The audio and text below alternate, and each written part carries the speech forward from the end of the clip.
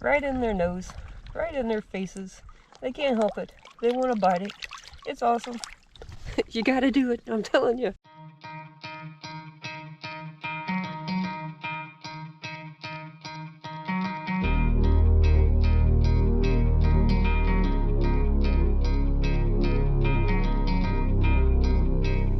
And because the tail floats, the bass can see it from a long distance away.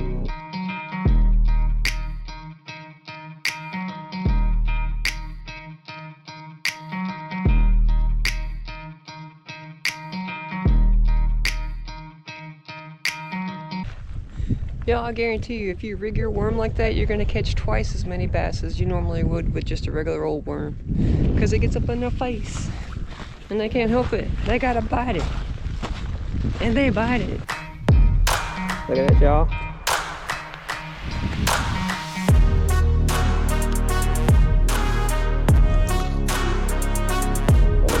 Holy crap. Look at that sucker. Definitely is a red color. 2 times the jump. Sure. And just like, oh yeah, here we go. Oh goodness. Just too much fun with his worm.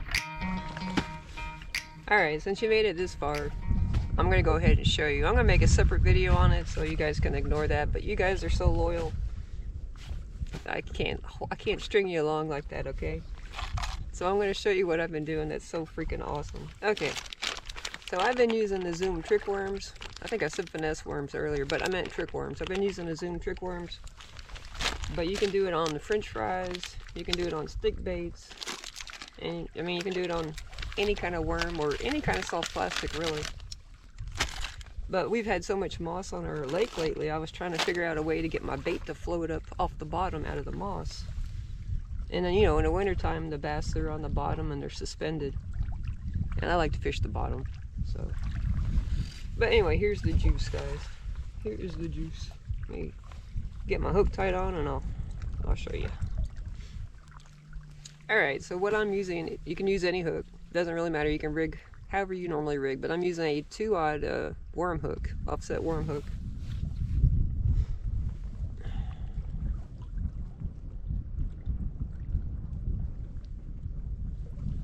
Getting it on there.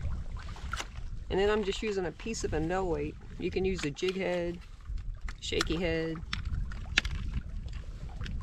Carolina rig. I mean, this is just really how to get the worm to float. And you can put it on any rig. I'm just showing you what I'm doing. So I got my worm hook, a little piece of a nail weight, and I'm shoving that nail weight into the belly right here. The weight just pulls it down and so that the tail will float up. I tried using the jig head, but I think I caught 1 or 2 fish on it previously, but then I just get stuck in these rocks. I can't use a jig head out here unless I'm in my kayak. Alright, so we got our worm and our weight. Get him on there. And here comes the magic.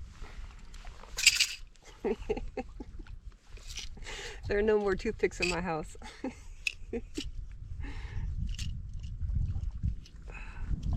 Just a regular old toothpick. And you're going to shove it into the tail of the worm, whatever worm you're going to use, or whatever bait you're going to use.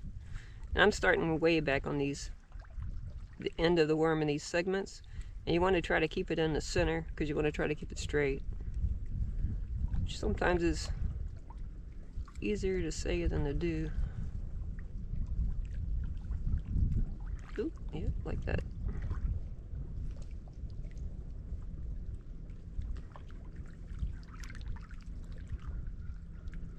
Basically, you're skewering your worm. And you want to try to get, I'm trying to get at least half in, because I want a really good float. And then I just pull the worm down. Well, I got quite a bit in actually that time. You just break off the excess.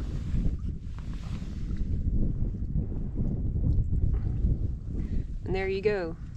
when that sucker hits the water, the weight's gonna pull it down, and the wood and the toothpick is gonna float the tail. And y'all, it is killing them. It is totally killing them.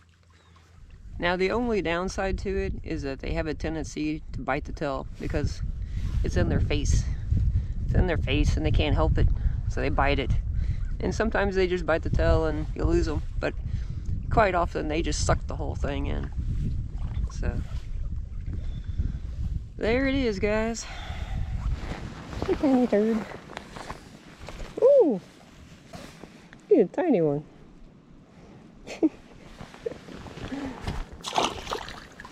Hey, I didn't say they would be big.